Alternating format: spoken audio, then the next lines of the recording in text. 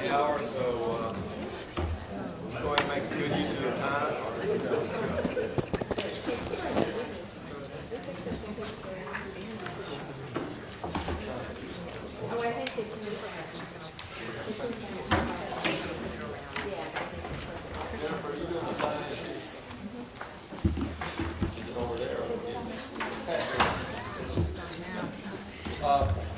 Let's go around the table and introduce ourselves to each other.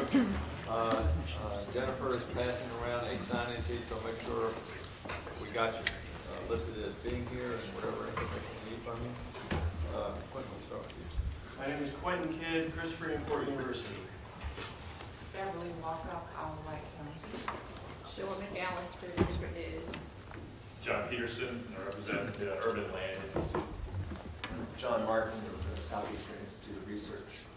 Chris Bonnie Research, and the Hampton Roads Center for Civic Engagement. Ron Ballard with the Navy Little Creek Report Story. Martha McLeese with Virginia Beach Vision. Todd Solomon with the Hampton Roads Center for Civic Engagement. Karen Forget with Lynn Haven River Now and Virginia Beach. Emily Steinhilber, Virginia Coastal Coalition, formerly Environmental Council of Hampton Roads. Tansy Vandecar Burden, the Social Science Research Center at ODU. Dan Bell, Future of Hampton Roads and Civic Leadership. Mike Coons, Peninsula Chamber of Commerce. Angela Blackwell Carter, Lead Hampton Roads. John Andrews, City of Norfolk, and a member of the world famous class of 2014 Lead Hampton Roads. Shereen Hughes, Wetlands Watch. Shannon Hulse, Wetlands Watch. Brian Smith, Hampton Roads Transit. Carlos Campo, Hispanic Education Alliance, formerly with Regent University. Greg Quigley, the Executive Director of the Hampton Roads Military and Federal Facilities Alliance.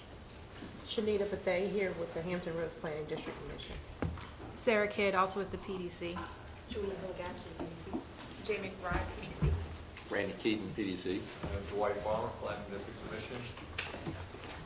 Camelia Ravenheim with the Hampton Roads Transportation Planning Organization. Greg North, PDC.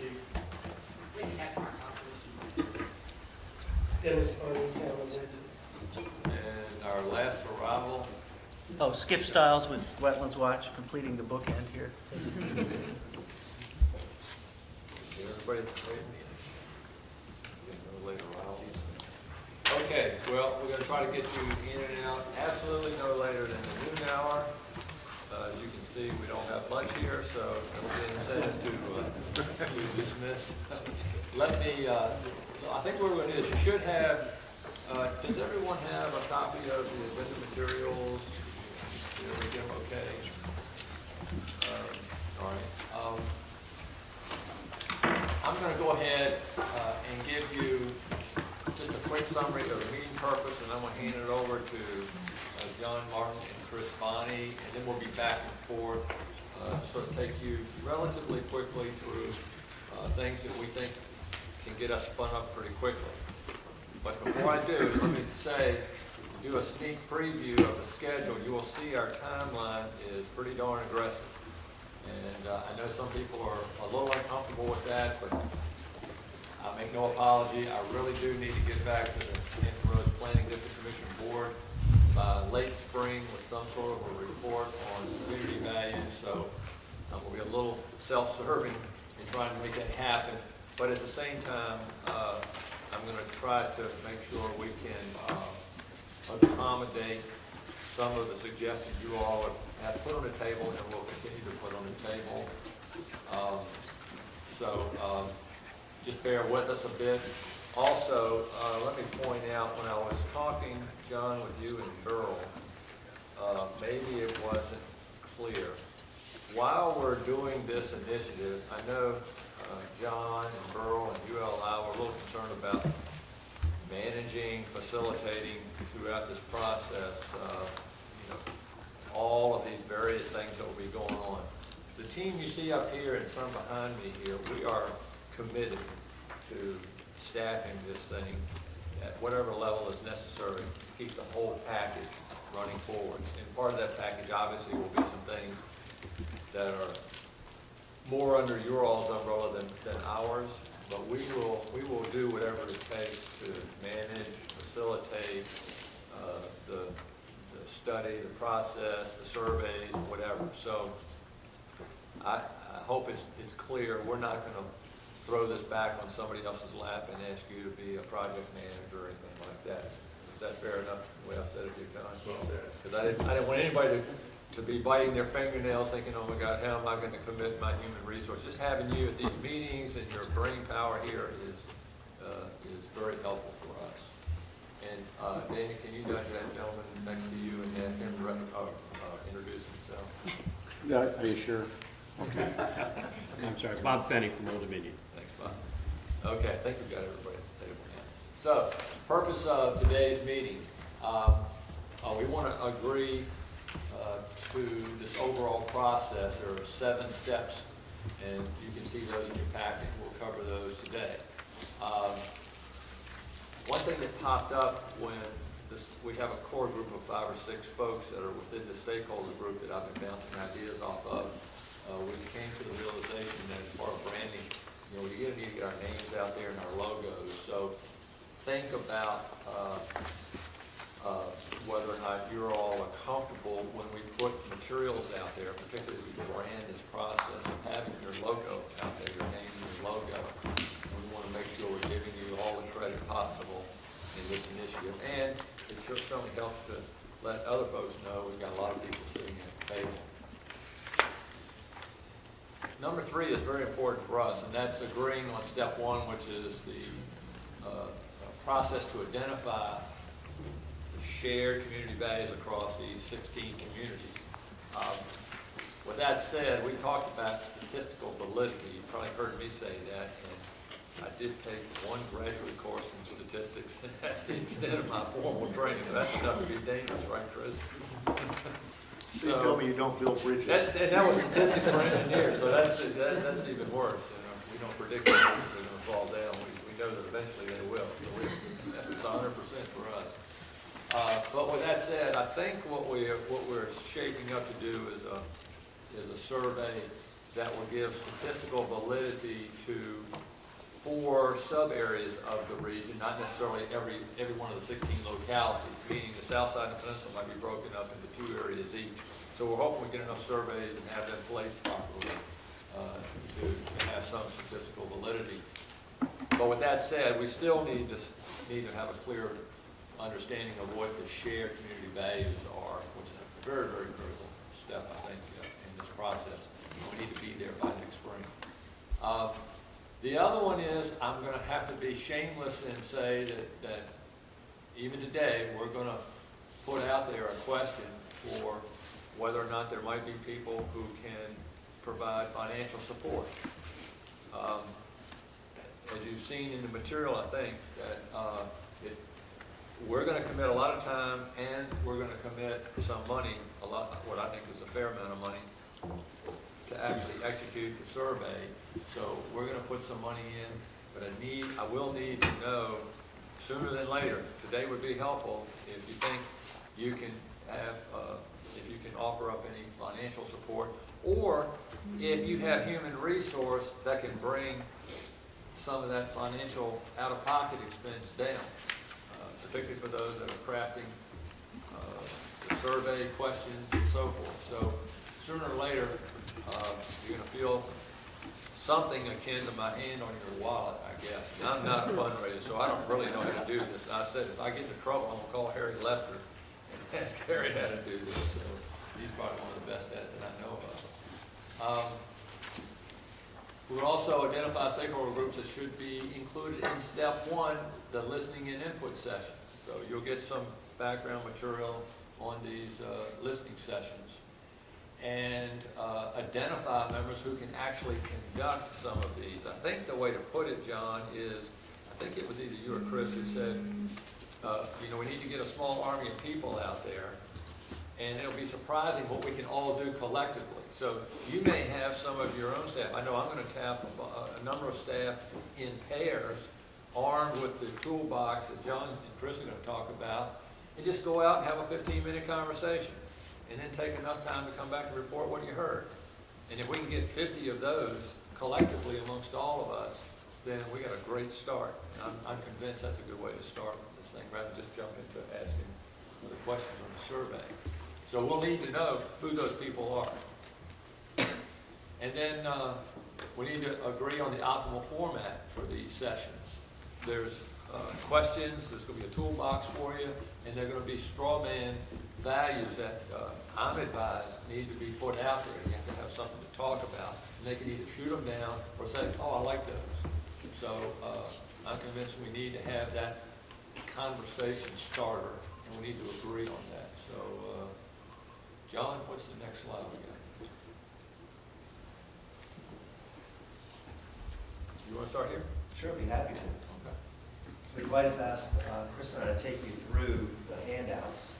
As you saw from the agenda, there's a lot for us to talk about, so we're going to try to be brief and make sure everybody here has the same conceptual framework that we put together. It's about 5 to 6 core planning people, and this is the product of those discussions, the documents you have.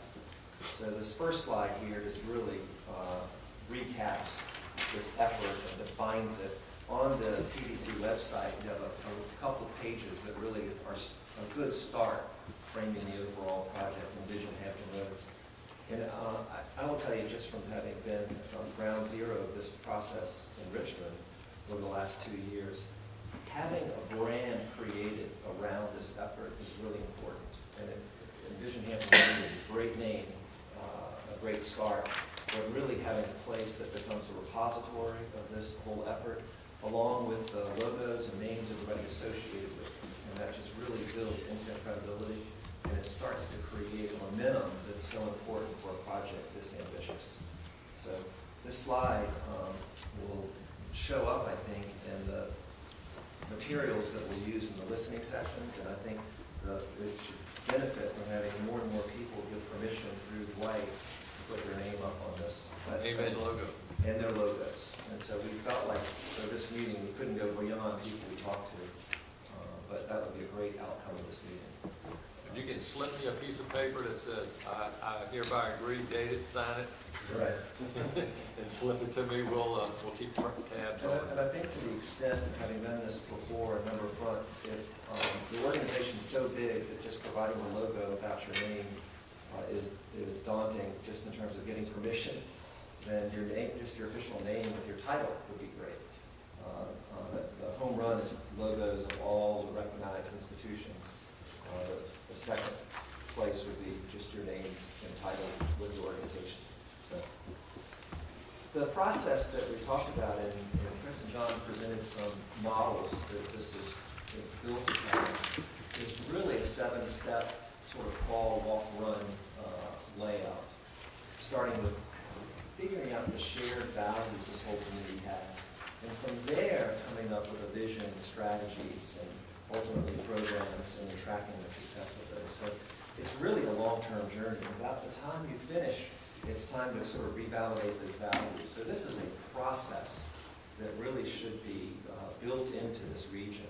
But it starts with values, because that's where every negotiation starts. When you're dealing with disparate groups and publics and trying to bring people together, you start with the most common thing that people share, and that's shared values. So this process really, the first stage culminates with this report, a report on shared values.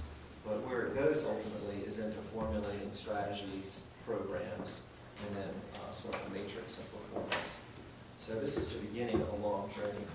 What's important for us today is that we're really focused on that first step, identifying shared values. And that's just a critical thing to understanding, that we're not trying to tackle the entire 7 steps in 6 months. We're just trying to do step 1. What are shared values? And the approach to identifying shared values is really to get input from as many people as possible to inform the survey, but don't make this whole process a survey. And that's coming from 2 research guys. It's not really about the survey. It's really about legitimizing and making this shared process that has as many people as possible involved. And so doing the listening sessions up front, and we put 50 as a number, it'd be great if we could get 100. But if we all just did 2 or 3 groups and did it the same way, all of a sudden you get to 50 pretty fast. Those groups are meant to really yes, provide input so we can develop a perfect survey instrument, or as close to perfect as possible. But they're really meant to bring everybody aboard, that everybody has a sense that this is going on. They go and look at the PDC website, they understand Envision Hampton Roads, to the extent they can get excited about this, and just say, you know, this is something the whole region is going after, and you're so important, you're part of the preliminary upfront input. And what's important is to get that input and immediately play that back to people that we've interviewed and said, here's what we heard from you, and then ultimately get to that resident study that we can then package in a full report that's not just the survey, but the entire process of step one, getting shared values, and then send that back to everybody that participated. That will fuel the buzz and get people excited about what we're doing. And I just can't stress that enough. In Richmond, we did 100 of these one-on-one interviews. They were done by the head of the PDC and the chamber head, and it about killed them. So here, I think it would be better to share that effort so we have Dwight for a little while and really try to involve as many people as possible. And we'll get into that in just a minute. But the idea is get that input and then let that serve as sort of a consensus building process and a communications process. Get to a survey instrument, do the survey, and then package all those findings in this step one report, which is step one of 7. We feel like part of the input process should also be focus groups. We should talk to some of the leading organizations across the region, but also talk to some residents up front. And so we put together this list trying to say what would be a sort of a good way to tap into residents from different perspectives in different regions. So this is a preliminary list we can come back to, but we wanted to put traditional focus groups in and try to do them as inexpensively as possible, not in a facility maybe as a place like this that we can conduct them in, but just kind of get them done. So we can say a lot of leading organizations across different dimensions gave input as well as some residents to help us get to that survey design. The schedule, as Dwight said, is ambitious and requires us to really kind of start immediately. The website is a good first step, but we need to build on that. All the minutes of the meeting, people's logos as they come aboard, and then to do these focused interviews in the focus groups and try to get them together by early January, and then start to analyze, put together a survey, and then really analyze the findings and have a report at the end of May that we can share in June. So that's our Dwight imposed schedule, and we're going to try to do the best to make that work. The budget requirement is the first cut at what something like this would cost with this sort of structure. And we'd be the first people to say this is a straw man budget, just to give everybody a rough idea and the potential people that brought their wallets, what it's going to take to do something like this. Of course, with every budget, there are ways to cut, starting with the whole website design and construction and then conducting the media relations outreach, and Dwight and his staff have agreed to do that. The 50 focus group interview listening sessions and the 6 related focus groups, the 50 plus listening sessions, we looked at this as a possibility of everybody in this room conducting one. We're going to go into greater detail in a minute about how we see that in the toolkit we prepared. But the idea here is to really have a set number of questions and some strong values and get the conversation started, and for all of us to brainstorm the list of what organizations we could go out to and to get those done and report it back in a very similar way so we can make sense of the data. We felt like most of the people that are here work for organizations and can perhaps get permission to spend a little bit of time on this without compensation. There's some people here that need compensation in order to work on this. And so I'll just say from the onset that any role that Chris and I play, we've agreed to donate half of their time in any capacity if you guys want us to do some of the help here. But this, so we put $20,000 there. This is really a straw man number that would just be divided up among anybody that needed compensation and divided up by total hours that people put in as just one, what we thought is an equitable way to deal with people that don't get a paycheck unless they have a project like this. So, and that's totally up for discussion. Those traditional focus groups We put 6 there. It usually costs about $6,000 to do a consumer group, so we put this as a little bit of a discount, but there's some out-of-pocket cost involved with this, and writing the moderator's guide and conducting the groups. So that's where that number comes from. Analyzing all of that input from the 50 listening sessions and the focus groups and writing sort of a first report, which is implications for the survey, is an additional time that someone's going to have to put in. And then sharing that report, what should be put in the survey is really the first deliverable of this effort, and that's donated by the PDC. 5 and 6 is really real money comes in, and this is conducting that quantitative survey. There's professional time to design a survey and to monitor, design the fieldwork and monitor it, and then analyze the data and prepare a word, written document with charts and implications and so forth. And so we've put $30,000 for time there. The second part is an out-of-pocket cost for the field work. That's actually the interview surveying. And here, we just have to make some assumptions. So the planning group, the 5 or 6 people that have worked on this document, assumed a 12-minute interview with about 1,200 completed interviews across the region, and to do 4 broad zones or sub-regions, not to do every single 16 localities, because then we fear people might really try to carve up the data and start pitting one locality against another. This way we can keep it on sort of a 10,000-foot perspective and say it's 4 major regions of the area that everybody understands. We put 400 completed interviews. We went back and forth from 300 to 400. And if you look at the standard sort of cost on the market to do field work with these kind of parameters, 1,200 interviews, 12 minutes, roughly $25 a complete. So times 300 or 400, $30,000 budget. If that can be reduced, if we can get some firm or organization to help there, that would be fantastic. And the efficiency of doing this may be a little bit less than $25 a complete, but $30,000 is a good planning budget.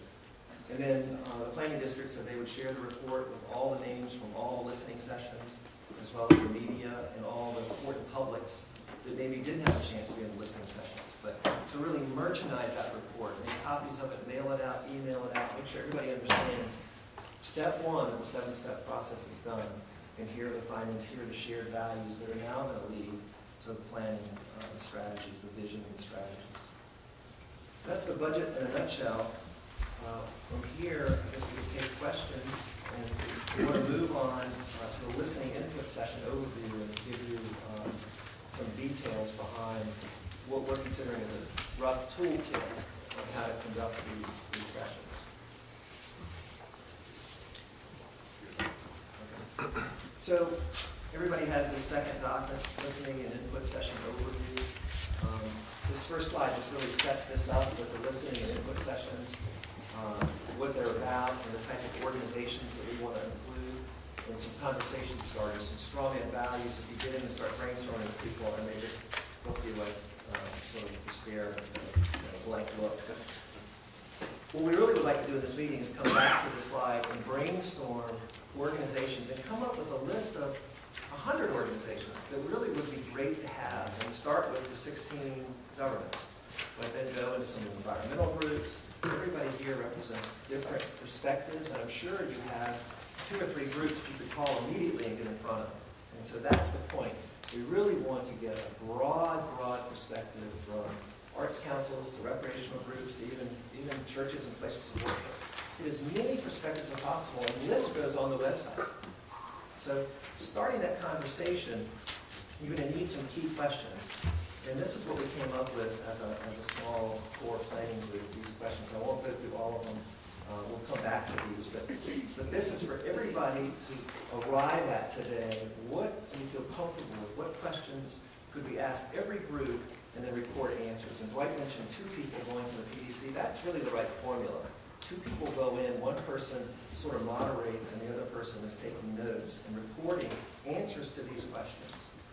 And to make that work, in our experience, having some straw man values, if there's stone silence for the questions, to say, here's some examples of what values are. It's much like people have values. Well, communities have values too. And from some of the research we've done for other communities, these are some of the common values that people share. So you can just offer these up to get the conversation started. but in no way try to influence the conversation to get back to these. We really would use these as a hip pocket device if you really need it to get people going. Maybe you could just articulate one or two values. In the questioning of that, I think there are community values and there's aspirational community values, things that I think people feel that they're there, but they're not sure that it currently is embodied in how we behave or govern or whatever the case may be. How do you deal with that kind of response? Bob, I think that's a great question. I think you start the whole conversation by saying there's no wrong answer, but you really want to get people to feel totally unencumbered and to say what they're thinking. And if you can point out that there is that difference, and then here, you're talking about aspirational values, that's great, and make that point in the report back. And I should say the report back should just be notes. It doesn't have to be, some blue perfect document. It needs to be consistent. And so what I think will happen is after the first couple of interviews, you'll start to see sort of a pattern form, and everybody can look at the notes and say, okay, we got it. So I think the last thing we want is a format that takes everybody 3 or 4 weeks to figure out they can turn it in. We really need to have it immediately and build on it.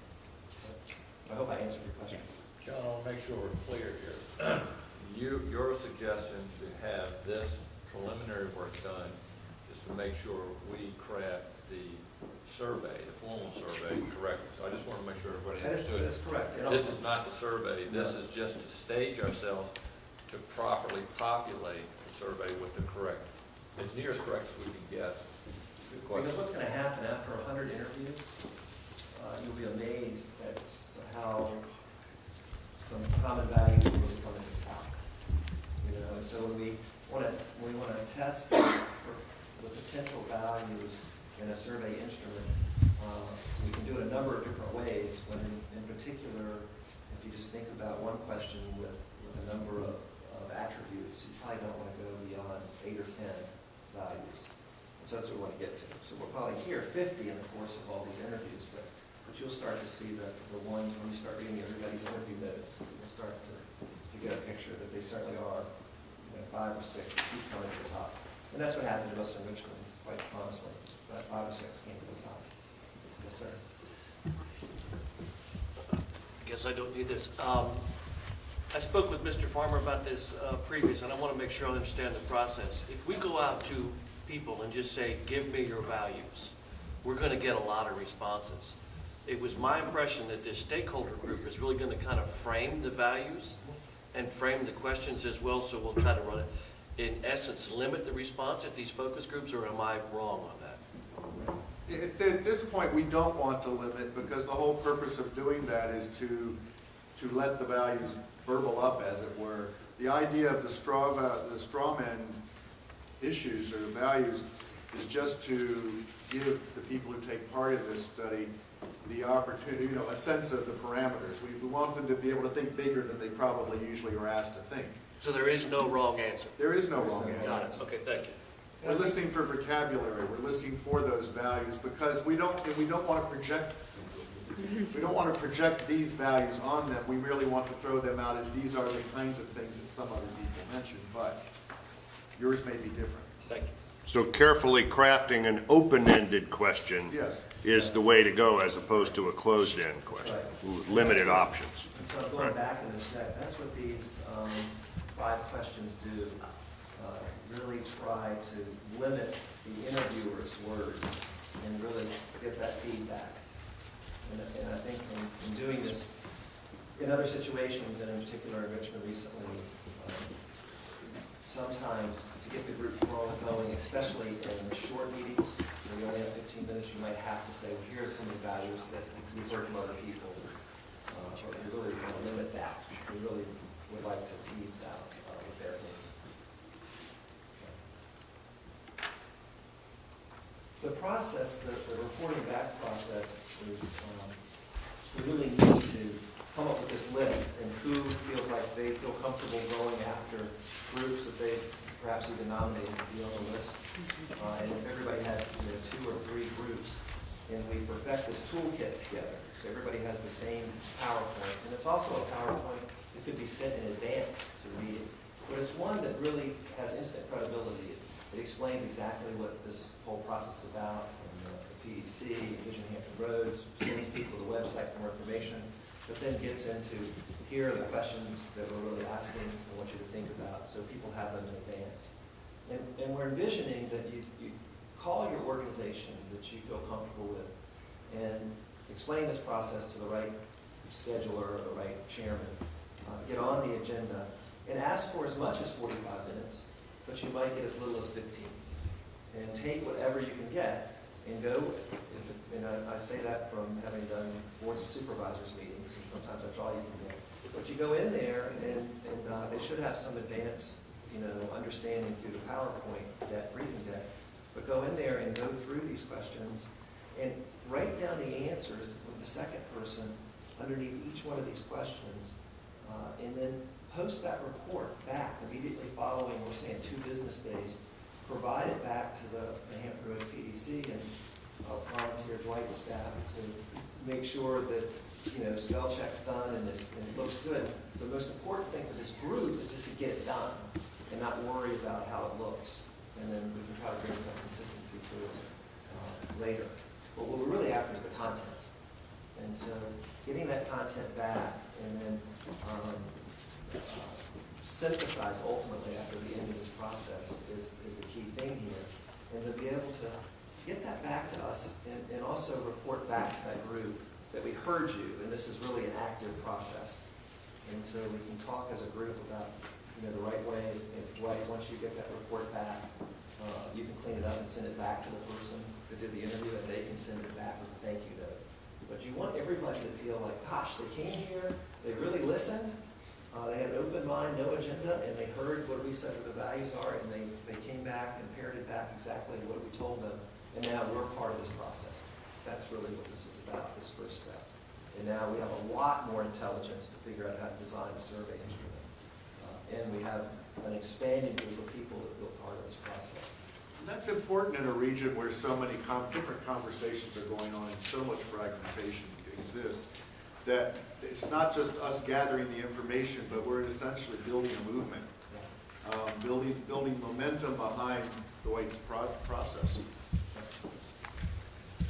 So the interviewing report form is going to be really simple. This is like the first draft, but you just say, this is who I interviewed, this is the listening session place. It took place at the Board of Supervisors meeting, X location. This is how many people were there. This was the date, the 2 interviewers, and you can do it by yourself, it's fine. And then here are the 5 key questions, and here's what we heard. I mean, just really simple. They're more than 2 pages. And again, we can clean it up for you and get it back. We're trying to minimize the amount of work, but we're really after the content and the fact that these people were included. So that's basically how the listening input sessions will work. We didn't put notes together on the quantitative, but the way that usually works is that input from the listening session will be put into the first report that everybody here will see a draft of. So this is what we heard from 50 groups or 100 groups. These were the key values that came out. Here's some other issues that we heard that really should be thought about as potential questions to get answers to. And then from there, we would do a topics outline of what the survey instrument would look like, and then share that, and then the input from the topics outline would get to a first draft of the survey, and then that would be shared with everybody, get input back in a timely fashion, and go to a second draft, and then once people felt comfortable, launch the survey, and figure out who can do that in the most economical fashion. Yes. If you have a group that's is fairly diverse and you're trying to tease out the key values, what if you have conflicting values and the group starts debating, which is their value? How do you, or do you have that? I would say it's an excellent discussion, and I'm glad that people have these different values. We think the same thing's going to happen with the residents, but we want to make sure when we go out to the residential population that we have the whole gamut of values. And so even within a small group, it's great that you have those different voices and different perspectives. So I would just applaud that. And then let's see when you bring science to it in a more scientific quantitative survey, what the region says are the values. And what happened in Richmond is we did hear 6 or 7 really popped up after we did those 100 different groups, but there were probably 50 different values in that long list. But when we went to the survey, that's when we saw the quantitative numbers surrounding those top values.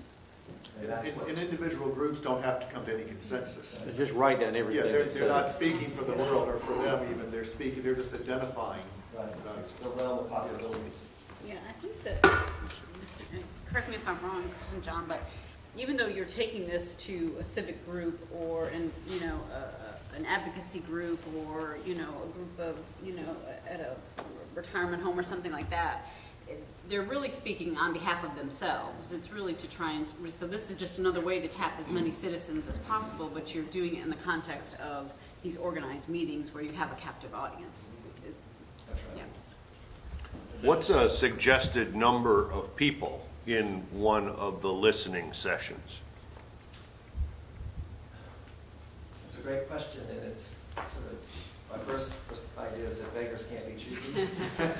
Gotcha. And so if it's, if it's elected, if it's a board of supervisors meeting, then you take that. If they piggyback onto a meeting where they're, just happen to be having a group meeting and there are 50 people there,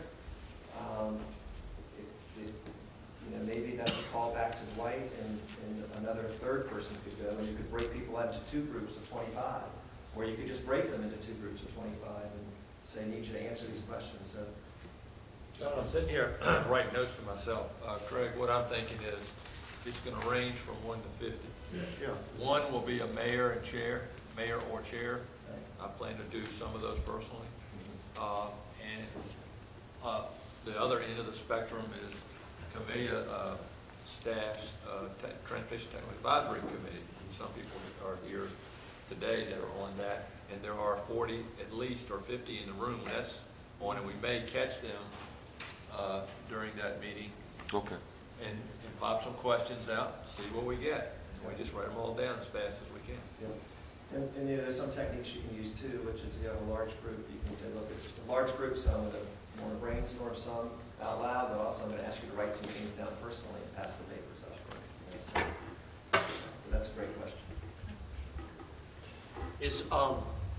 And I understand the divisions here as we look at it, but is there any group that's trying to prevent duplication of effort as we go out and do this? And along with that question, as I sit and think about who we would go to, almost everybody at the meeting that I'm thinking about is going to be wearing a coat and tie and representing a relatively small segment, maybe, of the population. How do we get, in this group meeting process, make sure that we cover the entire spectrum? There are a couple answers there. One is that, and it goes back to Craig's question, to Randy's question, the purpose here is not to be representative, to be inclusive, but to include as a diverse array of perspectives as we can in this process. The reason for including a series of focus groups in this as the second part of this first step was to address that issue specifically, to go out to people who wouldn't normally be part of the decision circuit, to include rank and file citizens of the region, not again to be representative, but represent the diversity of the region, and to bring additional perspectives into this process that aren't normally represented in coat and tie circles. Yeah. That's actually very similar to the question I was going to ask. Besides just the social dynamics, you also have age dynamics and generational issues. And most people that I see on your list that are really involved with these groups tend to be of a more mature nature. Okay. Is there a way to, like, for example, you can go to church groups, they have youth groups. When you go to schools, educational institutions, the military has a whole, the 18 to 21-year-old sailors who aren't going to be here in 2 years, but good questions to ask them is, what will bring you back? So our educational institutions asking the juniors, the seniors, what will bring you back? What are the values that will bring you back to this region? Because the values we have now are important, but the values we need are also the ones that will bring people back here. That's That's an excellent point. And there's no reason there can't be a social media aspect to this. Right. I mean, we heard Mitch Silver last night talk to us about generational differences and about the value of social media in reaching younger people. And this can be an open call in many ways. In fact, you could take those 5 questions and post them on Envision Hampton Roads website, and then media release, and working with the media outlets here, encourage them, if they do stories on this whole process, and we want everybody's input up front. You can go to the website and answer these questions. It's not a scientific survey. The second thing is I think we should be deliberate in thinking about this list that we're, so we're back to the sort of this list of the different organizational types. You know, we should make sure that to the extent possible, we include a wide variety and diversity. Did I just hear you mention that you're going to have something on the website that's going to be able to collect, to an individual to be able to go there and do this same values type answering question on the website? Yeah, I think it'd be very easy to do. I think it was, I was going to ask you if you consciously decided not to do that for this particular go-around, because, I mean, you're talking to about 1,000 people. If you can get lucky, you get 50 groups to do 20 people each. But if you pop it online, you'll get 3,000 in a couple of weeks, and you know, triple your numbers. Right. If you're talking about individuals, which it sounded like you did, and it wasn't group focused, it was individuals within groups. One thing that I would kind of get to the weeds here, but when we do the scientific survey, that's going to really speak with confidence on how the whole residential base feels about the values and which ones. One way to include even more people is after that's finished, and you're out of the field and doing a telephone interview, and the telephone would be a mixed cell line, landline sample, representative sample, so you can make sure you have enough people there.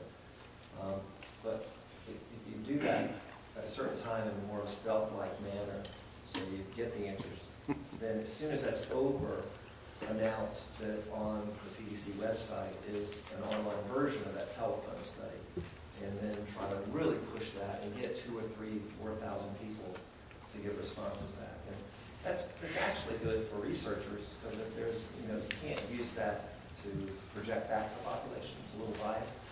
But it's interesting, if you find some group within the scientific data set that's a particular interest, you can go back to the unscientific poll, and chances are there's going to be a much larger number of them that you could drill down and get a little more insights on. I know this is the next step, but when you do the scientific version, do you ask some of those socio-demographic questions? Oh, yes. So that we can, By it all can be. means. And we would definitely try in the field work, whoever does the field work, to make sure it's being completed and looks very close to the population. And then you have to weight it on the back end, so it really reflects the population. And you want to say within a couple of points that this is how everybody feels.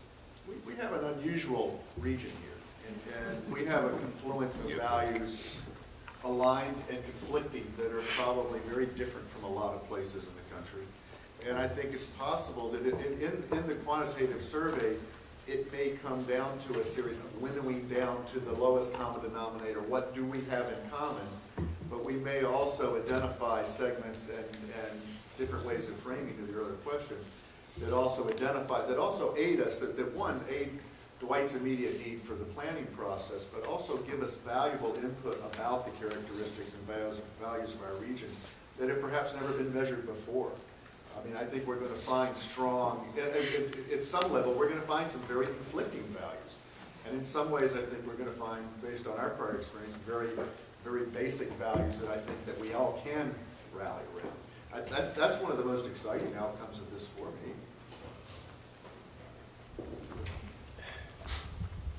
You know how our region compares to other regions. Perception of mine is with the military and with that probably as mobile of folks that are coming and going into the region, community values are kind of an interesting thing. It's kind of, you're coming in with something, and then you're seeing the region, which may be different than the values that you've had. How do you determine your people are not bringing their predetermined values, or when, you know, I grew up in the Midwest and this is a Midwest value versus now I'm now 2 years in Hampton Roads and, golly, you know, I see different things. That's the reality. That's each of us is a reflection of the values of, right. of our background and our current life. And I think that's part of what we're measuring. That is one of the unusual factors of our market. I mean, when we talk about comparing Hampton Roads to other parts of the country, you really don't find other places that look like us. We have a melding of cultures and historic elements of our character that are simply unlike other places. It's just strange as all get out. We have 25% population churn every 10 years in Hampton Roads. I mean, it's a reality that we have to accept and account for. I think it's going to be, to your question, very interesting about the care and concern of the environment in general and water in particular. And a lot of people that have come here maybe didn't have that value. And so we're going to be really specific in the questioning to understand what are your expectations in general for a community that you live in, and then maybe a subsequent question, what are your expectations and values for this particular community, and to see if that changes. I think that's a shrewd way to do it, a very interesting question. It's important to get to that and to understand what we're measuring. John, can we go back to the quick review today so I go in the checklist? To be the hardcore driver. Always in here. Dwight, you had a question. Stay on track. Dwight, you had a question over here first. Well, just very briefly, actually commendations. I think these are great next steps. Sounds very reasonable, the approach. And just to state the obvious, a couple of quick things, really to ensure we're refining the strawman values. I think lots of folks are going to ask the very first thing out of the gate, I'm not sure what you mean. Give me an example. So we have to be very careful. I think you guys know this, but just very careful about refining those values, making sure we've got some. And of course, one of the things we're working towards, what are the distinctive values of our region? So I think that's a critical piece. Last thing I'll say is, and again, something you know, the great thing about getting everybody's input is you got everybody's input. And the terrible thing about getting everybody's input is you got everybody's input. And those folks are going to say, well, wait a minute, you know, here's the final project. And you came and you talked to me, and you know what I said. So you guys have all that, but just a couple of thoughts. That's great. And maybe limiting that strawman value examples is probably better. I think so. Sorry.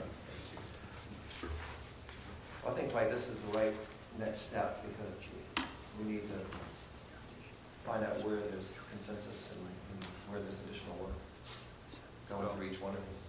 Yeah. So we can just go down the list here. I think There's one more question. Another question? Oh, sorry. Sorry, just a follow-up from what Carlos was asking. Is there another way, as opposed to giving examples, is there another way to phrase the question? So, you know, it's not based on values, because, you know, that's a little bit of a nebulous term. Would it be, you know, what do you find most important to you in the community, or in where you live, or, you know, that might help, is to have another way of phrasing that. Well, we should go back as part of this process, and I'm sure some of these numbers, to look at those 5 questions, and to make sure we're all comfortable with those 5. And it may take more work than just today, but that's what's really important. Remember, the big learning from Envision Utah and other similar value studies is that we're not talking about issues. Right. We're not talking about what's the biggest hot button right now. We're talking about what are those underlying, those personality traits, if you will, that define a place. I like to think of regions as people.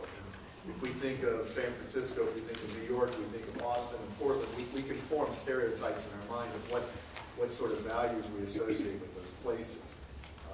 And so I think that's what we're looking for here. We don't want them to say, you know, transportation, number one. I mean, we don't want to talk about issues, we want to talk about values. And values are very human.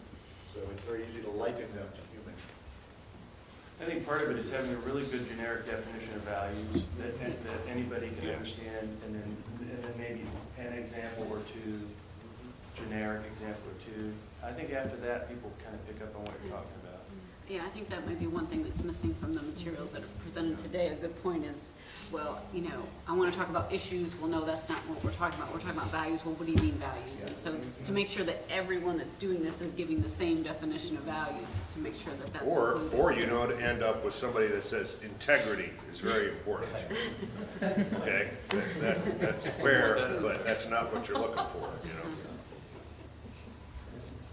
Quentin, good, that's a good point. John, or Chris, then, again, getting real weedy here, could we, if the folks that we're interviewing are amenable, send them the advanced packet? And that way, they can read this material, and then they can come prepared, I'm not sure, are we talking about integrity, or are we talking about health and safety and education and congestion or something? And also, can we give them in advance the questions, and can we give them in advance the straws? I asked those questions, I don't know. Yeah, again, the purpose of the straw man is just to tell people kind of, and maybe that falls into the definition of value. By definition, we mean things like.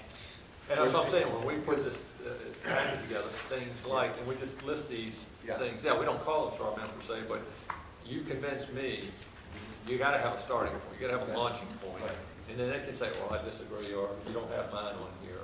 But I'm thinking that might, if you wanna do this thing in 15 minutes or 30 minutes, you're gonna probably need to have them read as much as possible, so they know, as Nancy said, we don't spend half of that time getting to figure out why you're here.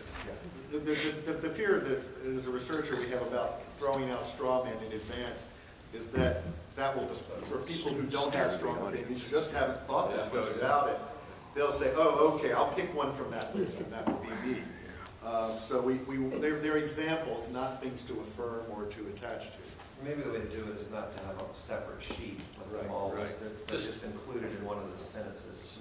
And then do a such as, and you just, or as examples. Right. Yeah. And then people should figure out this is right.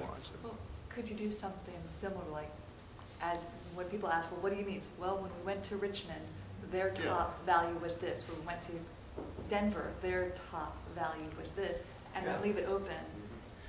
This is just my personal experiences, and if I try to use examples that are a little outlandish, so that they're not so motherhood and apple pie that people say, well, of course, that should be something that tells them what we're looking for, but something that probably isn't their value. I mean, that's. Everybody has choose New York City as their top I think what we're all kind of talking around is a good working definition for the word values. That would be really helpful if we all could agree on a good working definition for that word and that we would use before introducing the question. I'm a little leery about putting the straw man values out too, because that would shape the conversation. And, one of the characteristics of all the ones that are listed here is that they're all aspirational. And they're all very positive. And we haven't really talked about negative values that might also be an important part of this conversation.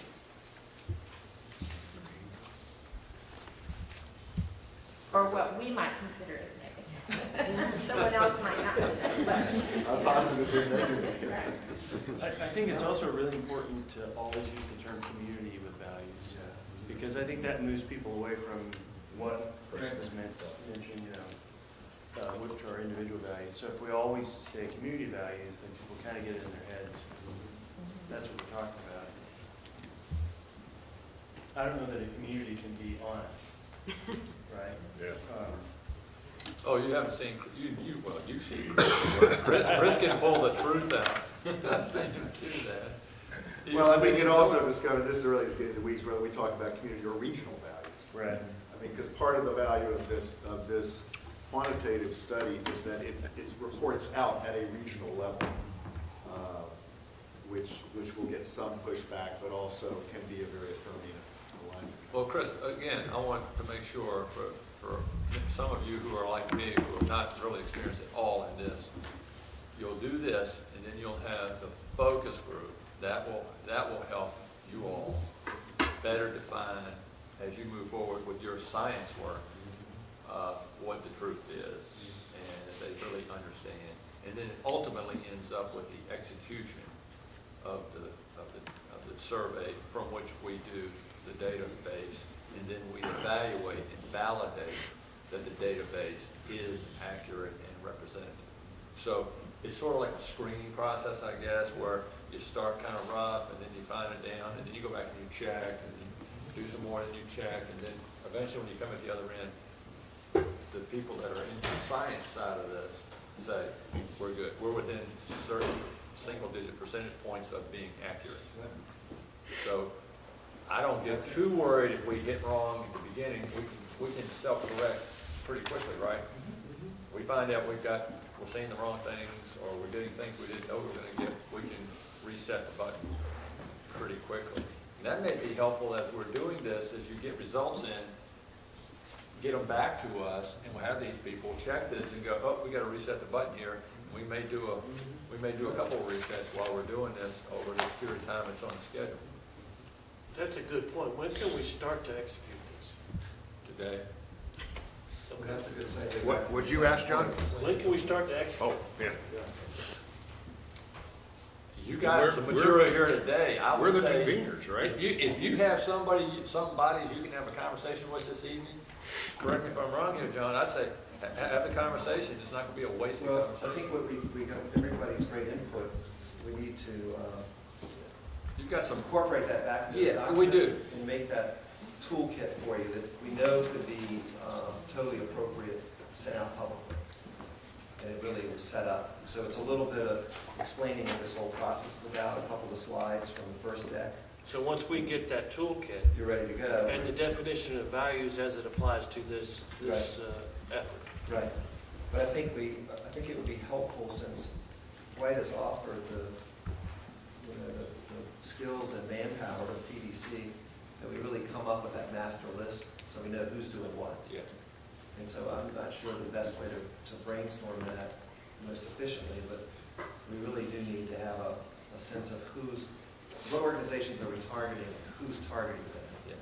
And then if you don't get them done, it's okay, but at least that's a framework.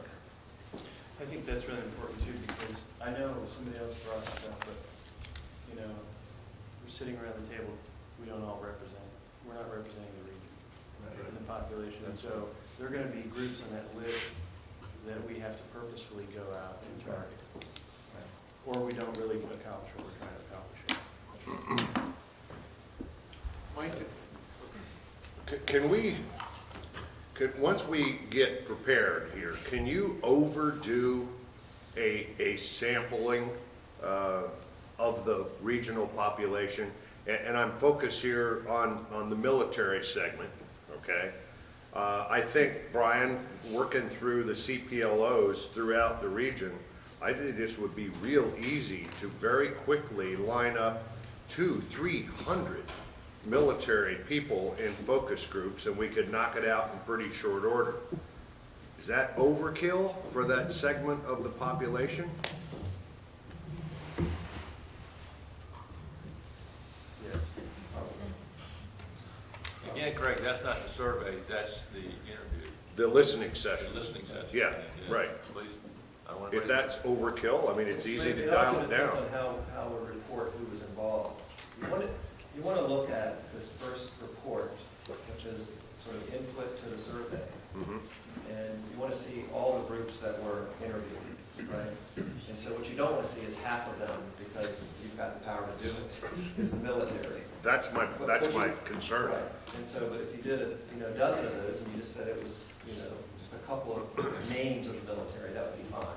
We can very easily, I think, set up what you would consider cross-sectional groups. Right. Officer, enlisted, civil servant, men, women, junior, senior, multi-ethnic, but I'm still in the military Well, segment. You're actually eliminating the need for a couple of the focus groups by bringing this resource to the table, but it's important to remember, it's more important to have diversity of perspectives at this stage than it is to have raw numbers. So we're not looking for like 1,000 people unless there'll be, you know, some very good diversity with that. It may be that 100 or a much smaller number will give us that diversity. The thing that we learned in the study that Quentin and I did for the TPO several years ago was to recognize the diversity and the talent of the military population in this region that we don't often see in a lot of other aspects of civic life.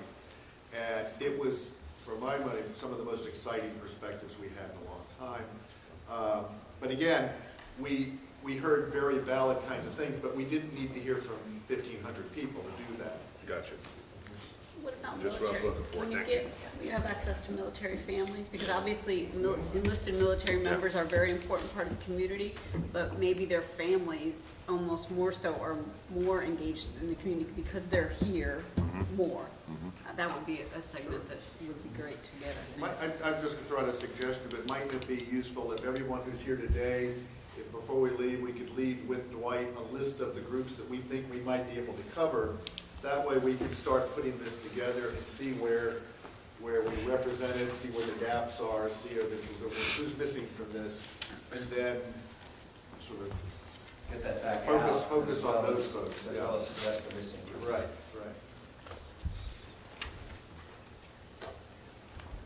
Before we give list of groups, how quickly do we need to have this finished? Because that obviously will limit the number of groups that we can. Go back to the schedule, or just what was the schedule?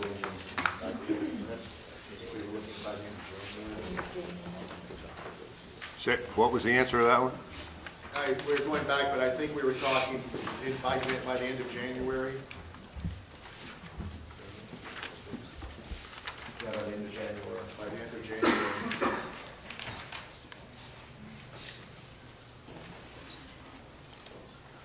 Well, if we give Dwight the list of those that we think we can get to, then maybe you with him or however can let us know if we've got too many duplicates, like Yeah. 20 that say I'm going to the military group, and say, okay. I was gonna get a form done, but it's just as easy, if you got a sheet of paper, just write it down, give it to me or Randy or Jay. And then we'll clear with these guys to make sure we're not duplicating. We don't do 200 when we only really need to do 1 here. There's an amazing amount of networking within this table alone. I hope some of you guys go to the food court now. Well, If I don't get a food court, I mean, I'm gonna go to the food court at Walmart. I'm just gonna go to Walmart on Saturday night. You got a lot of people there who are friendly that you didn't know would be. Kind of strange. I think Dwight. Yeah, we've seen that website. You are an adventurous soul, Mr. Farmer. I'm gonna be like the guy that paints the Walmart stuff, you know, so they throw him out of the store, and then they finally go, this is really good stuff, we won't even come back in here. I'm thinking I'm just gonna go to Walmart, one of the managers there, and go, so your security doesn't escort me off the premise. I have in a slow Saturday night been in a Walmart grocery store, and all of a sudden people want to get friendly, you know, and they want to talk to you, you know. I'm going, oh, well, wow, I could be doing all that stuff just makes it Whole Foods. I mean, perhaps in the list that we give Dwight today, we might identify the groups we think we could reach by the end of January, and perhaps underneath write some suggestions if we think there are other groups that we can come up with, just in the interest of getting as much inclusion today as You might possible. not be able to do it yourself. Right, but people that you think that we wouldn't all otherwise think of. That's a good idea. And the third thing to put on the list is the permission to use your name and or logo. Yes. Need to know that, so on your sheet of paper, just let us know. It's not all that formal. I didn't want you to take the wrong way. No, and then we'll bug you, Jay, or somebody will call you and make sure we got your, or you can send it to one of us, send it to Jay electronically, and we can assemble whatever it is you want us to use or feel is okay to use. This is a blinding glitch to the obvious, but you put your name at the top of the list.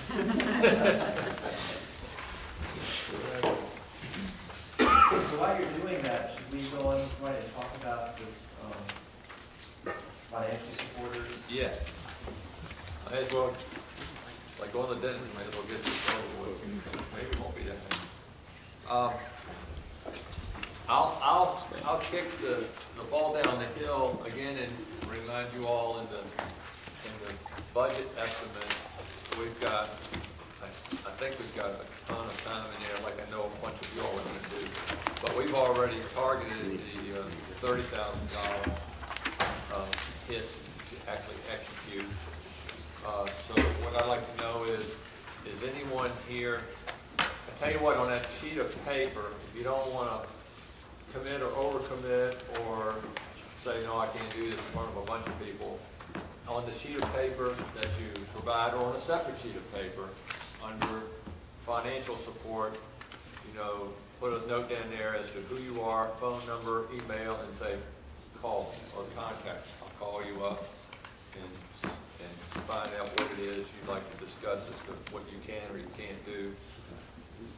Because I really think it's important, even if it's a small amount, or sure, if it could be something big, if you need something more from us. I've had some extended conversation with John Peterson and Earl Saunders, you know, about if once we find out what the gap is, unless you guys are incredibly filthy rich here today and generous, we've got to do some fundraising to make sure we can fill all the gaps financially and make this thing happen and be something that is of real value to the community. And we didn't fall short because we were a few dollars short. So we're going to do this fundraising thing, for lack of a better way to do it, but we really need to know who does have the desire and the capability to step up and throw something in here and say, I can do this, or I can. And if you have a human resource in some of those things that Chris and John have got numbers on, I guess, I don't want to speak for you two guys, but if somebody has a human resource that might bring that cost down, that would be one. Like graduate students from the university folks sitting here, if you have some that you say, hey, it's the cheapest labor I got, but they're really good, and that might bring the cost of that out-of-pocket cost down, that would be huge. Yeah, Dan. Dwight, if we were to just stroke a check, send it to HRPDC. Yeah, I talked to my chief financial officer, and what we will do is have a discrete account, and we'll keep track of what that is. Now, we're not a 501c3 or anything, so you can't, I don't guess, if you get a tax write-off to us unless somebody here who is an attorney or tax accountant can tell us how that is possible. Maybe you guys can do that over there at ODU or something. Could you use the foundation, both foundations, the one that's the Peninsula Foundation and the Hampton Roads Foundation? Why not? I mean, that would make it tax deductible. I had not. And they have money. Yep. Okay. Thank you, Mike. Go ahead, Deputy Croce.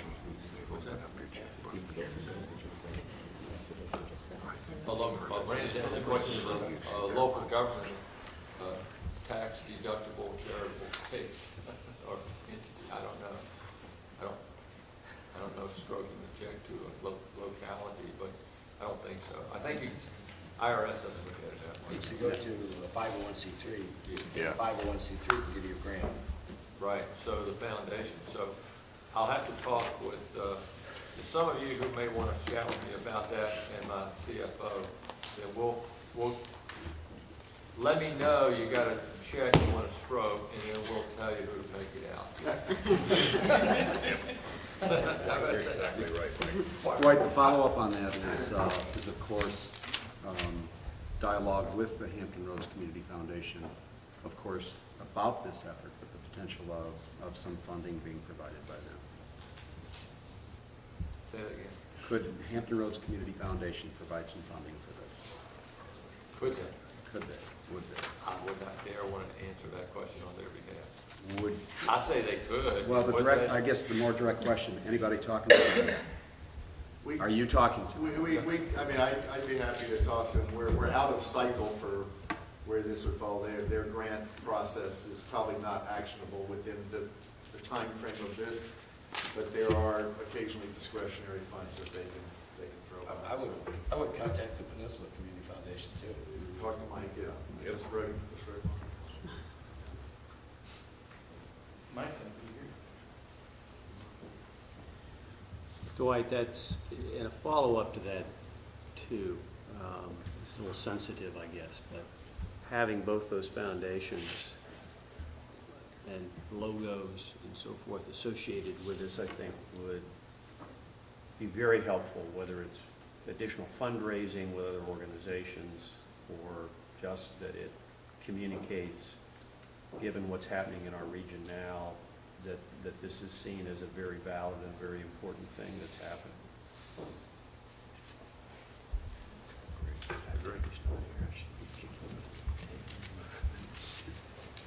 Yes, Mark? One of the questions, I'm taking it to the next logical place, but one of the questions I know I'm going to get from my group is, after we have all this work done, what happens to it? And I saw your little, steps, but who's going to do it? Is it going to be through the PDC? Is it going to be through, I mean, who's going to actually put together the strategic plan and all those? Well, ultimately, state code gives power to planning district commissions across the Commonwealth to develop strategic regional plans. So that's the end goal. But I would say, okay, that gives us authority, but I'd still say we all lock arms and do this thing together. So whether we facilitate it or we're the catalyst to make that happen, I think that would be better than it just be the HRPDC strategic regional plan. I think it's Envision Hampton Roads strategic plan, and we're at the table, and all of you all are at the table as partners, because ULS got something that they'd like to come out of this, and I think a number of you all would be in the same position. Futures would have the same thing. ODU is an urban institution just like Christopher Newport and everybody else here. So if y'all, I assume you're here because you have a vested interest, and don't take this the wrong way, from a first-person pronoun perspective. I'm here because I have an interest and I have a desire, so let's make it work for everybody. And if not, I assume you wouldn't be here. Just to follow up on that, so the state does get authority to create the plan. Right. Are they silent on the responsibility of the municipalities to follow? Ooh, that's a good question. I like that. Gotta go. Yeah, wow. Well, let me think back for almost 40 years now, what's happened when we even approached that. I could apply that to a number of things, both on PDC and TPO side. There's no mandate that I don't think that you have to, and there's certainly no mandate on how you implement. And, to tell you the truth, you caught me cold here.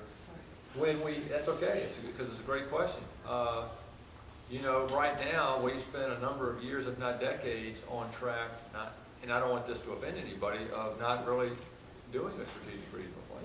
I mean, I know the partnership had done a wonderful effort, and Dana had I and a number of others, including some of you, at the table, but it sort of still stays on the shelf, and it sort of runs out of steam. I've talked about Crum, my counterpart in Richmond, that John works with, and Warren Bobbitt said, Bobby, very conscious that you can run through, like in the case of the partnership, a 15, 20-year cycle, and you start off like this, it goes up exponentially, and then it kind of peters out, and then all of a sudden the agency is dissolved. So you could do nothing, or you could do a little something, or you could really do a whole lot like they did in Utah. And I think any of those are acceptable. Nobody's going to rap you on the wrist and say, you messed up. So it might be on us to develop a campaign after this is done, Well, to try and influence. keep in mind, the survey statistically valid survey that I'm really pressing for in this time frame is just this one step in how many, Jay? 7 steps to get you to and in implementation. So that's just step 1. The plan is step 4, planning. Planning for the strategic plan is step 4. A lot of, when I walked into this thing before I sat down with Burl and Fox Grove, I thought planning is what you do first. And it's step 4. You've got to get your act together before you can start planning. So if we think back to Envision Utah, which is the inspiration for a lot of this again, that we find that this just wasn't, the issue of buy-in on the back end wasn't really an issue for 2 reasons. One is that the plan that came out was so appealing that people wanted to be part of it. And the second thing is that having built all the momentum of the movement in the creation of it, there was huge support which gave a lot of political cover as well as just practical cover to the localities to want to be part of it. It said this is what the people of our region have said they value, this is where it leads us. It wasn't a question of doubting it, it was a question of how soon can we get rolling on it. that was incredibly powerful once I understood that if you built that foundation. It's unusual, and it's not something we usually see around here, but it can happen. Just, I have to run to another meeting, but do we have a sense of when we'll have the revised toolbox available so folks can hit the ground running within some of these listening sessions? Monday. They're fast. They did this thing in 2 days. Easy peasy. No, I didn't say it. Yeah, I think Skip's got that next. Yeah, Dwight, 2 things. If this becomes a strategic planning document for the PDC, it has to be approved by each of the member localities according to state code, so that would be... No. I will have the PDC board collectively okay. give me the power to move to the next step. My board will always know what I'm doing. Right, I'm just saying as far as input. The localities individually, I do not intend, had not thought about going to each locality and ask you, are you in? I really hadn't thought about that, and I would, somebody would have to tell me that I should do that, so I'm not planning on doing that. So you can do that in the PDC? Yeah, right here. Okay. It happens right here, a table almost, square just as big as this, with everybody sitting around a table.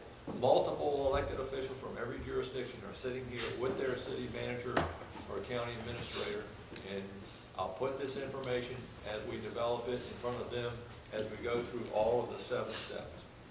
The second piece is the document that was done by Dana and that group was a required document. It's called a CEDS, it's a Comprehensive Economic Development Strategy. You have to do it in order to get any money from the Economic Development Administration. And we have to do those occasionally as I remember.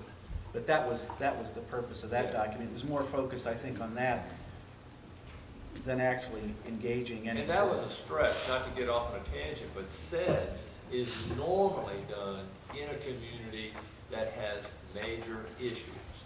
And I know that the EDA people would have looked at Hampton Roads and go, you're not in that class, you're not a distressed Danville, Southside Virginia area or Appalachia.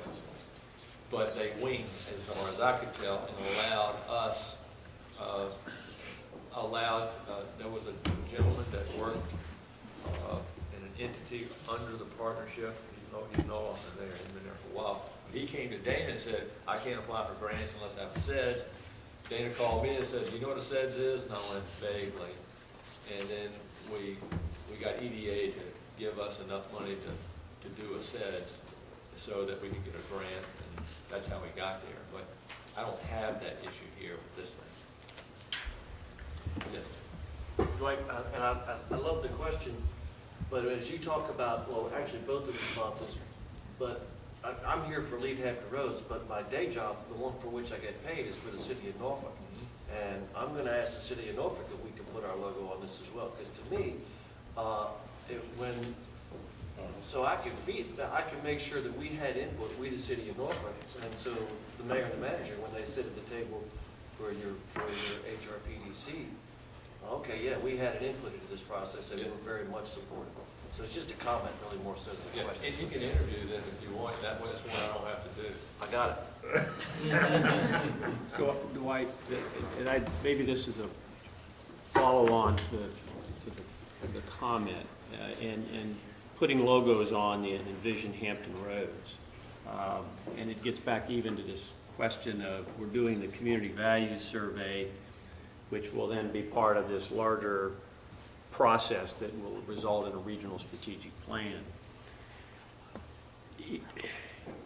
Does it make sense, or does it defeat the purpose if in this process of querying organizations about who wants to be associated with this and putting their logos on it and so forth, that the Envision Hampton Roads Community Values Survey is a specific action step that folks can buy into and be very much associated with, but that does not necessarily mean that they're in for the strategic plan. Where I think you get into that question is, you know, by a municipality putting their logo on Envision Hampton Roads for ultimately the whole process and the plan may imply that the city... I'm part of Hampton Roads, I lose my municipal identity. Well, and that the city is, you know, definitely bought into the process and whatever the final plan is.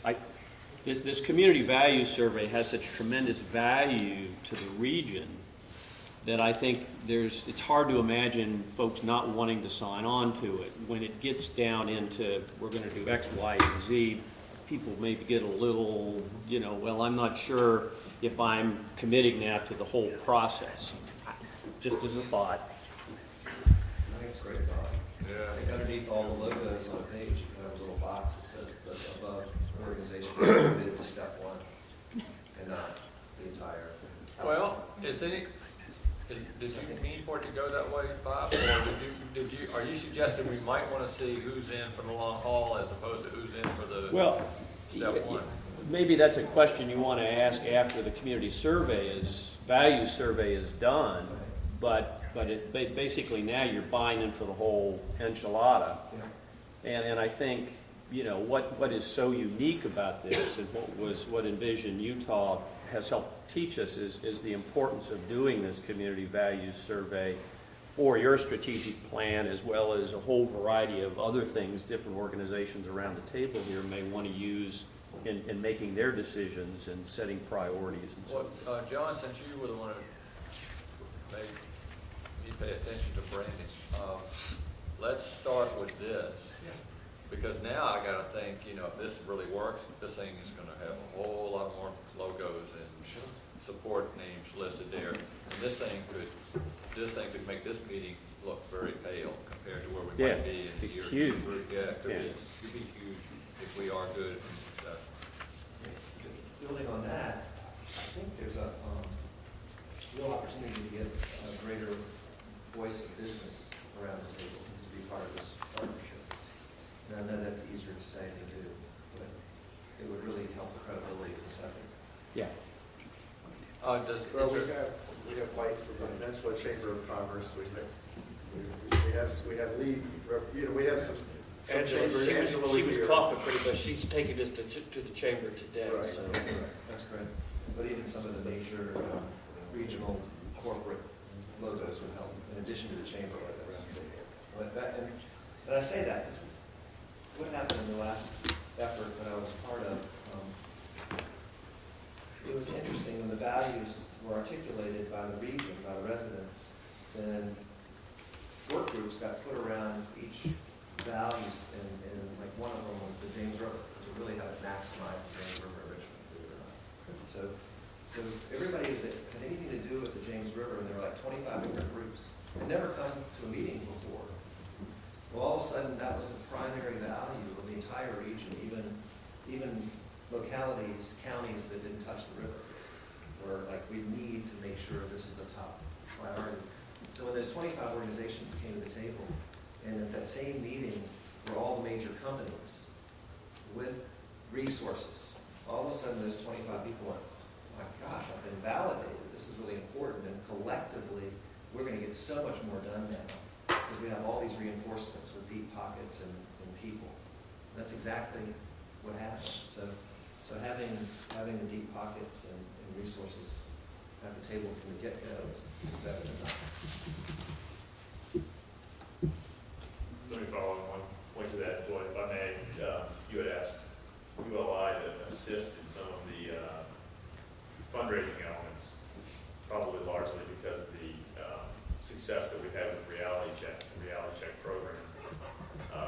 One of the things that we learned was that the corporate interests that may be those, quote, deep pockets, as you just mentioned, also want to affect things ahead of time, or make sure that they're going to be relevant to their specific business purposes. Does that taint the value of the survey in any way, to have them either involved in some of these listening groups, or to be, kind of at least feel a sense of ownership ahead of time? I think it's critical. So it does not No. taint their survey results to have that process. There's so many layers of filtering. Is this going to get filtered? Before it gets to the actual instrument.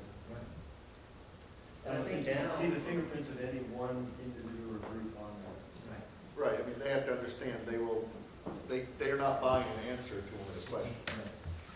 They're not buying the plan, they're not buying the emerging values, they're having input like everybody else. That's great. I think maybe one of the things that we learned from Reality Check, which was very much a regional exercise where we had a lot of corporate interests providing funding support, was that while I don't think there's an expectation of validating their business strategy, I think that there's a little bit of trepidation in spending finite resources unless they have at least a sense that they had some input and some impact, if you will.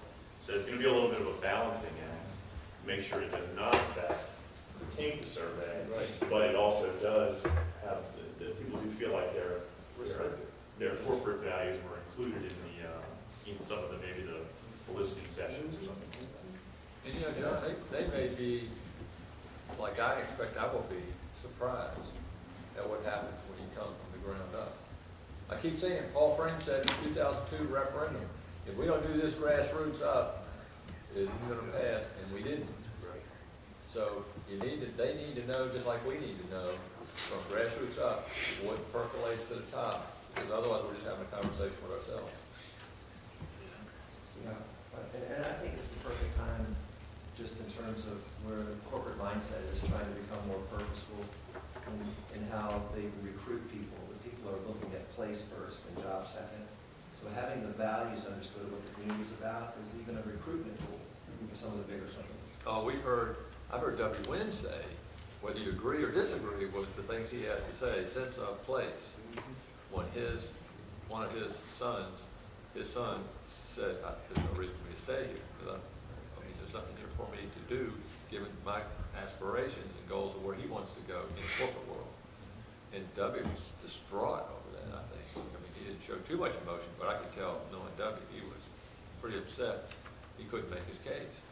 He had to let him go. Another specific instance of that is Newport News Shipbuilding was a big supporter of Reality Check, and the reason was because they have such a huge expected turnover coming up in the next few years, that they've got to recruit an unbelievable number of people to replace a lot of the retirees or whatever the turnover is related to, and that place is what attracts those new recruits. And so they have a vested interest. Thousands of people. Bill Bell told me last week that they'll hire at least 3,000 new people next year, if they can find them. If they can find them. If they can find them. And get people to come here, stay here, And those of us who heard Mitch Silver, the planning director from Raleigh and former president of American APA, was in town speaking last night. And it had a slide, which I can't remember all the names, but he talked about the places that are drawing millennial whiz kids these days, and said they're the places they're going without a job because they know there's something there. And they're, it's where millennials believe they can make a difference and some can make it. We're not on that list. There's a great piece in the Washington Post 2 weeks ago about millennials just moving there to be there. Right, that was the whole point, yeah. Same. Do Dwight, quick question. Either on this topic or project or Envision Utah. And we talked about, or you talked about Envision Hampton roads and kind of how it waned. When we talk about execution, what are your long-range thoughts about the facilitation of actionable items from this effort? Who does that? Actionable items? From my perspective, you mean the HRPDC board? Right. Well, they're gonna take an action to publicly, to distribute a public document report from the execution and analysis of the survey. I have to do that. That's my protocol. If I'm funding something, they need to give me, I need to seek permission to distribute it far and wide. So I always do this, a perfunctory step. I don't want them to wake up and see something, you know, in the front page of the newspaper that I released and they didn't know it got released. So I got to do that. So I'll have to do that. But then the next step is I'm going to get them to authorize me and staff to move to the next step. And we'll just keep doing that as we click off those steps, those 7 steps. And then eventually develop a plan. So in a year or 2 from next spring, they will, in my view, need to check off the box they've approved the plan. And that's actually where I was driving toward. So let's say sometime in 2015, we have a plan, an approved plan, Yeah, have to. right? Who's facilitating any action? Who do you foresee facilitating any action to execute that plan? Oh, you mean then the step after that? Right. Jay, do you have the 7 steps? Step 6 is what he's asking about, plan implementation. Yeah. Who's going to implement it? Yeah, I Is that PDC? want to let everybody see this thing first if we have access. Push on the spot here. Page 4.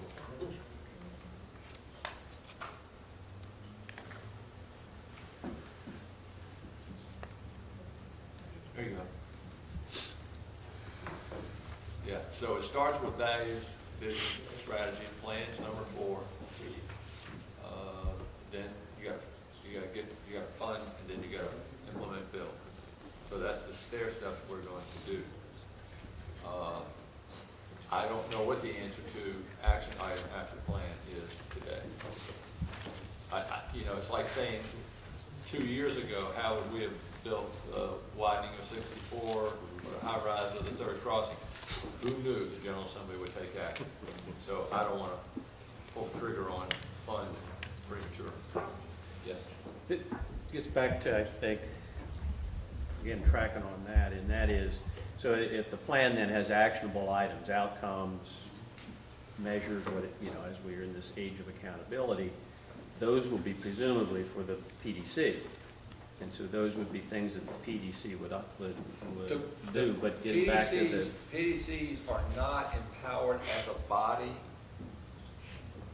to implement. It's in our case, the 16 localities, either individually or collectively to implement.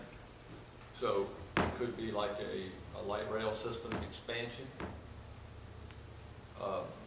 Then the operating agency would have to, you know, come into the breach there as part of the building. And then you'd be implementing that plan or... No, and I understand, and I think, but I think there's a fair amount of thought that needs to be there so that everybody understands what kinds of things would be in the plan. I get back to the James River thing.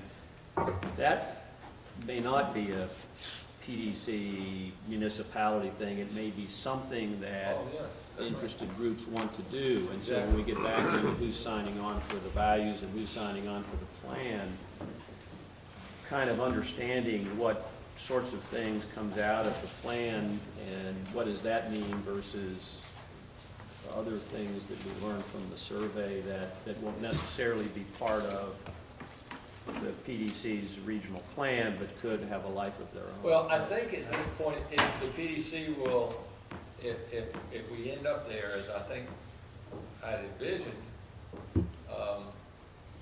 You know, it could be more than the PDC plan, it could be the region's plan. Mhm.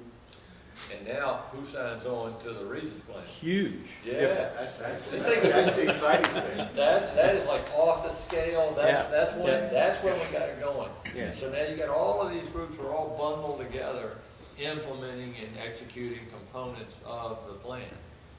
Why getting them involved in the community values survey as much as possible, and accepting that as a valid thing for their various purposes, then best positions then their ability to then say, hey, I'm gonna hang with you also and want to be part of this regional plan. Well, again, I take a step back. I arrive at that place that Bob just described by going back to the very first step here, and you make a compelling case, as I think it was Chris had just said, you make the compelling case as Envision Utah did, and so you want to be, you on the outside, maybe you're not even here today, you probably aren't going to be here today, you'll see this and go, I want to be in this thing. And so you're going to want to be a part of visioning, the development strategies, development plan, and then funding and building. And so we're going to have, I think, if we don't have a lot more players than we've got today, then we didn't really either execute or brand the first step here. And that kind of pushes towards another step that we haven't articulated or talked about today. I mean, we're starting off, you know, between now and January on this first step. I think there's a desire to get as many people identified, logo and participation-wise, in the materials that go out. I'm not trying to suggest any delay in any way, but getting out to all these different organizations, to getting them engaged is not an insignificant task either. And who does it and when? I think Bob, if I can, we're doing this on the fly here, I think we use as many logos and names as we can initially and move on. And if somebody calls up and sends Jay another one, then the next one that goes out's got that other logo and name on there. And next thing you know, the snowball went from here to here pretty darn quickly. But I'd say don't wait. I wouldn't wait. I'd say it looks like we got a pretty good number already coming out here today. And let's run with it. We have to weekly update who's on the list. Somebody says, I'm in. I'm excited. It's like a battle plan. Once executed, it becomes organized chaos. Oh, thanks a lot. Not quite the way I did it. You're probably right, as usual. Yes. I think Bob's right, that to the extent there can be a targeted push towards the people that aren't at the table, to balance out the list and have more of the larger companies, that if that were prioritized right now, that would be a good thing, and not just in the process, but really have a concerted effort after. All right, so I'm gonna, without putting anybody on the spot, unless you want to just raise your hand like Dan just said, and just gonna stroke something with a lot of zeros on it. Mostly Just zeros. kidding.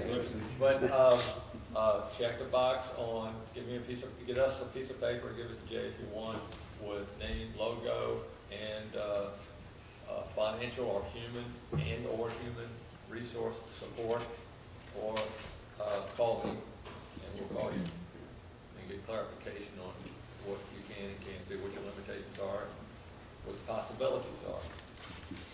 So we check those boxes. We want to go back to the list here, a quick review of today.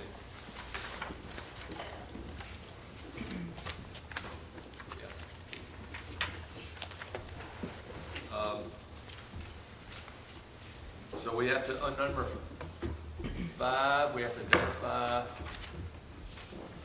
who the stakeholder group is. So put that on your piece of paper, if I'm understanding number 5. And we need to have names of people who will be out there, so we know who the boots on the ground are on that piece of paper. And as always, number 7, feed us your input, and we'll feed it to the science people.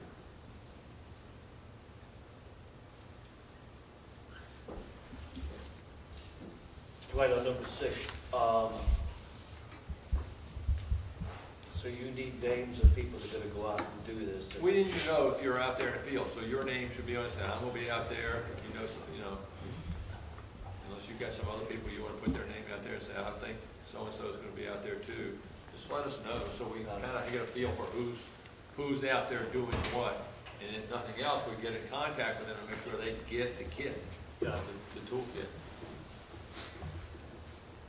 So we do wanna make sure you have what you need, when you go out and you're prepared. But if you feel like you bungle the first one or two, it's okay, right? Well, I mean, these guys are screening, and they can come back and reset at any time or help you get better or whatever.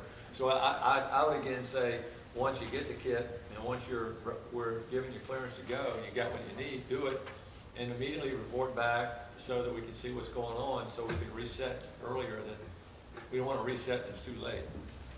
And don't wait. So if you get one or two and go, gosh, I had this, it didn't go well, I don't think, and we could say, these guys will say, no, it went really well. You may not have thought it went well, but it went. Or you think it went well, these guys say, well, it fell a little short here. So that's how we get better at it until, we said 50, but if we get 200, we're good. But we don't need to overkill. We got a discussion with Craig. Are we good? John or Chris or John or Quentin or whoever else? There were 3 people, Julie, there's 3 people who came in. I want to make sure people knew who they were. We introduced ourselves. So. I'm Julie Tim. I'm the Transit Development Officer at Hampton Roads Transit. I'm Joshua Clark. I'm with the Tidewater Builders Association, Director of Government Relations. Rhonda Russell with Surrey County.